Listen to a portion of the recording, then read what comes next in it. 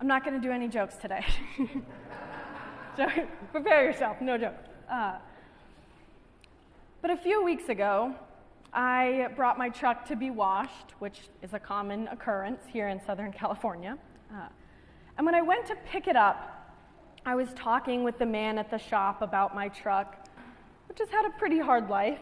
And it came up in conversation that I've moved around a lot. And then he asked me what I did for a living. And upon hearing that I was a minister, one of his first responses was, "Oh, so you're an evangelist?"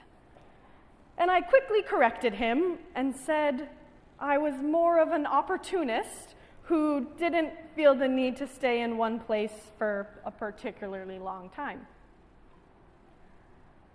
But when he referred to me as an evangelist, I had a visceral reaction. Every muscle in my body tightened. There was no fiber of my being in which that term resonated. I was offended. And the reason I tell you this story is not to go into a deep dive on evangelism, but because of the process of contemplation that this encounter led to for me. And it's a deliberate spiritual practice for me. It's something that I've had to teach myself to do. And so, first, I acknowledged the embodied reaction I had. And this is important to me because I believe our intuition, our bodies are connected to much more of what's happening around us, even when our minds and our reasoning, our intellect haven't quite caught up yet. Our feelings, reactions, affections are crucial to our understanding of who we are. However, we must reconcile them with our reason and our understanding in order to be firm and true in our beliefs. And I'm a firm believer that you should not only know what you believe, but why you believe it. So my first question to myself was, why was I offended? What was I reacting to?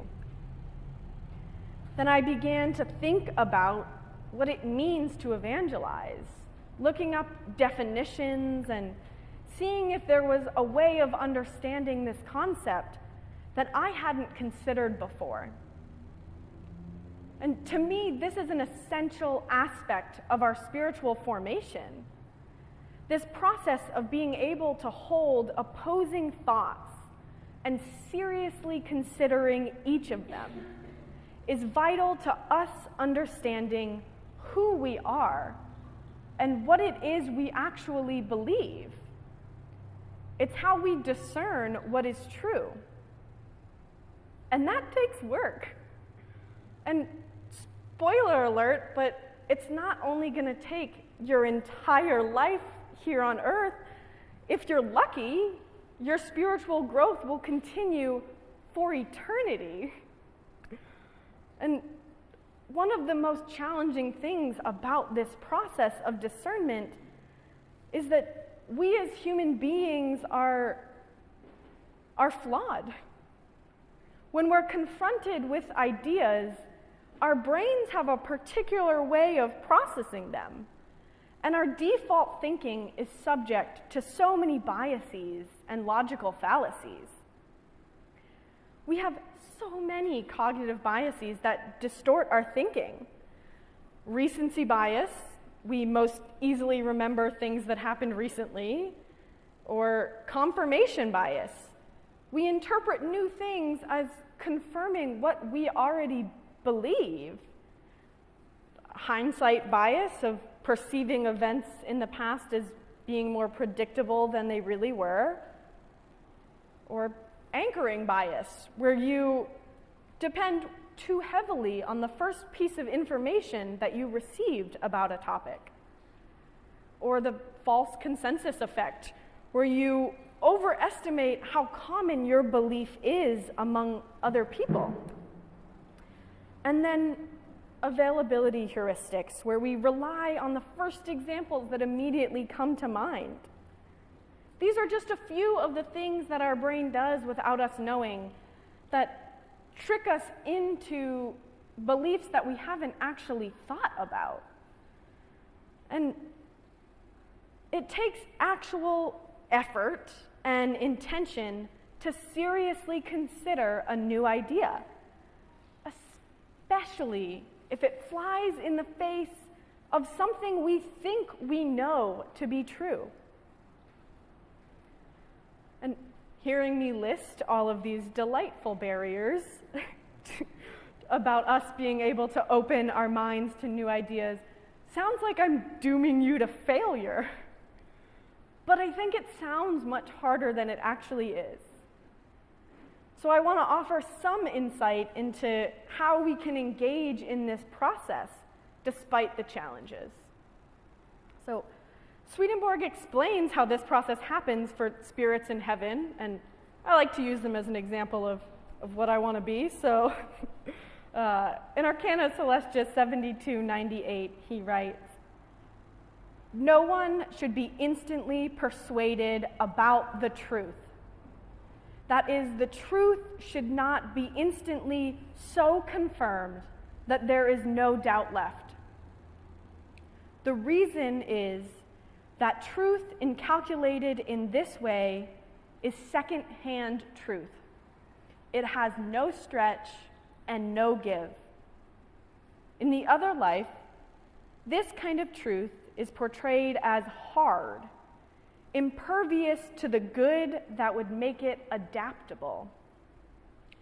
This is why, as soon as something true is presented by open experience to good spirits in the other life, something opposite is presented thereafter, which creates a doubt. So they are enabled to think and ponder whether it is true, and gather reasons, and thereby lead the truth into their minds rationally. This gives their spiritual sight an outreach in regards to the matter, even to its opposite." You think it's heaven, it would be easy. They're just going to give you the truth. But we read that even there we still have to choose. We still have to work on it. And possibly my favorite thing about this passage is the description of this instant truth as being literally hard, impervious to good, of being unadaptable. And the other important thing that I think this passage reminds us of is that we need to ask for God's help in this and in all things if we want to learn to do it in a way that will work, if we want to be successful. If we try to do it from ourselves, we're going to have a hard time discerning what is true because of all of those logical fallacies that I mentioned earlier. But if we open our minds to receive the influx of divine wisdom, we can begin to actually contemplate opposing ideas. And this is why it's so possible for these spirits in heaven. They're not blocked by their earthly senses. They are fully open to the influx from the Lord. And what I want to highlight as being most important in this process is not the polarization of ideas, because binary thinking is dangerous, and it disregards all of the nuances of life and reality. What is most important is the doubt that having an opposing thought creates in our mind. We don't doubt ourselves enough. We don't doubt our memory enough. We don't doubt our thinking enough. And we certainly don't doubt our beliefs enough. Spiritual doubt is a good thing because it causes us to actually think about if what we believe is true. We are stronger in the beliefs we have come to after doubting them. I don't want you to be immediately convinced of anything, but I want you to seriously think about if something you believe is true. This process I'm describing to you is about you and your own spiritual beliefs. This isn't about questioning others in their beliefs or instilling doubt in others. That's another topic entirely. This is about how we as individuals are responsible for our own spiritual formation and how we work to align ourselves, our thoughts, and our actions to what is good and true. I don't want to convince you of the truth. In fact, I can't convince you that something is true. The nature of free will, of how we were designed by God, is such that you have to discern what is true, and your understanding comes from within. In our reading from Swedenborg today, he describes the truth as moving from the level of our external or material mind into our inner selves, where we're able to incorporate it into who we are. And once it becomes part of ourselves, we no longer think about it on the same level of consciousness because it's now part of our nature. And in many cases, this is a good thing. If we're on a trajectory of doing good things, it helps us to continue doing good things. But the opposite is also true. And we all know and experience this on many levels every day. You probably haven't been learning how to drive a car over and over again for the last 20 or 40 or 60 years. I'm guessing you learned once. It was a challenge because it was new. So you had to think hard about it and work at it. And then at a certain point, you stopped thinking about it. And you're just driving just the same ever since. But statistically, there are people in this room who are terrible drivers. You may know that you're a terrible driver, but chances are you don't think that you're bad at driving. I don't think I've ever met anybody who thinks that they're bad at driving. But it's something you learned a long time ago. You use it every day.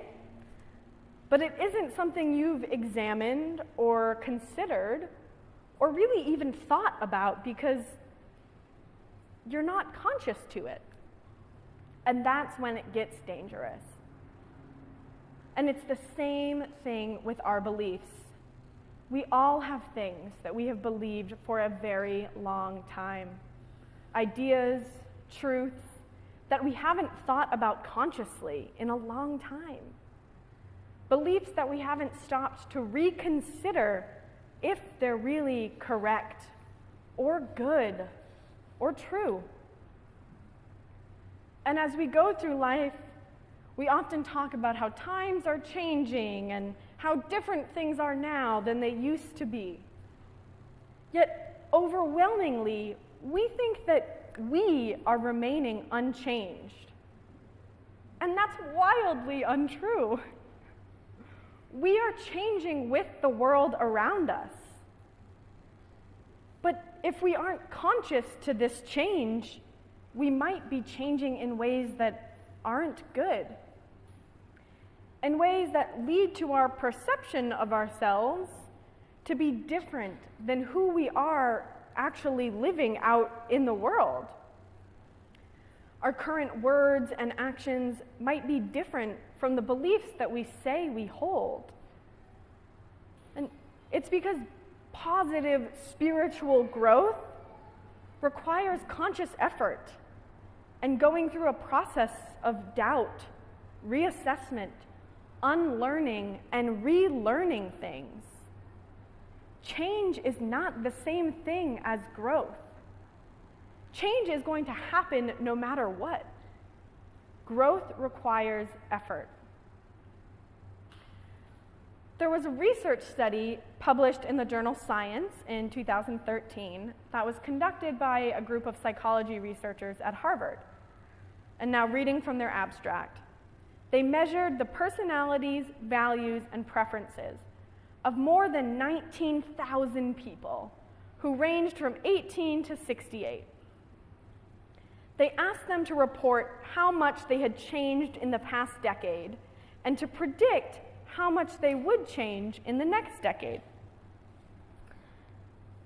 Young people, middle-aged people, and older people all believed that they had changed a lot in the past, but they would change relatively little in the future.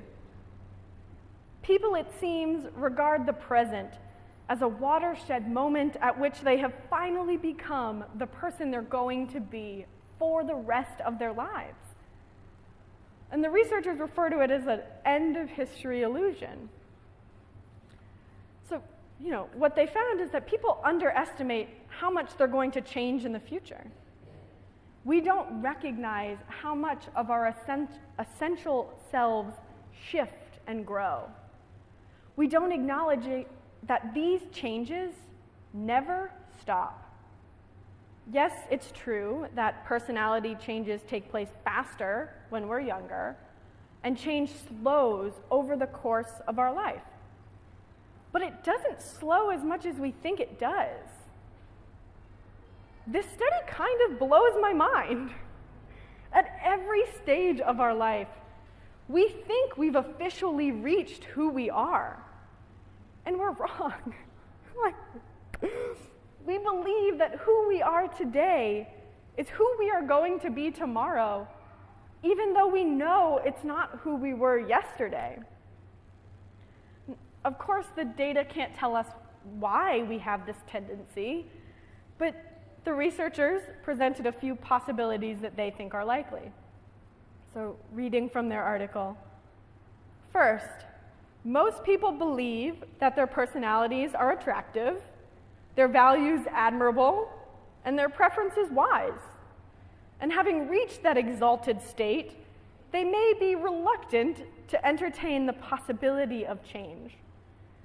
People also like to believe that they know themselves well, and the possibility of future change may threaten that belief.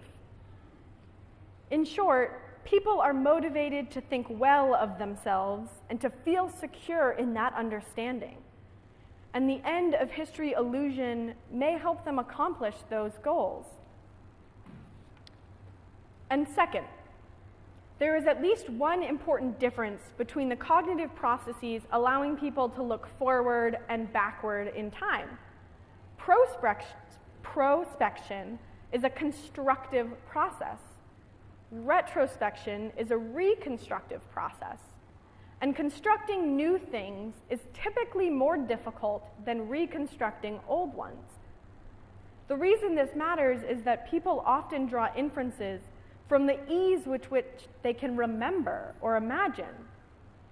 If people find it difficult to imagine the ways in which their values, their traits, their preferences will change in the future, they may assume that changes are unlikely.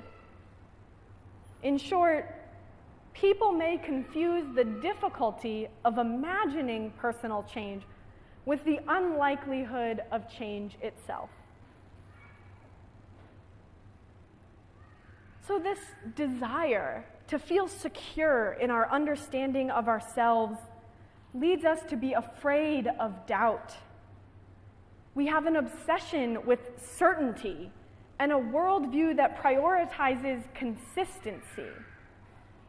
And I, for one, am disturbed with this obsession with sameness. Why would you want to be the same person in 10 years that you are now? That sounds like a waste of 10 years of life to me. So I will leave you with one simple question. When was the last time you changed your mind? About something real, about something that has an impact on how you live your life. that has an impact on the people around you about something that matters. Amen.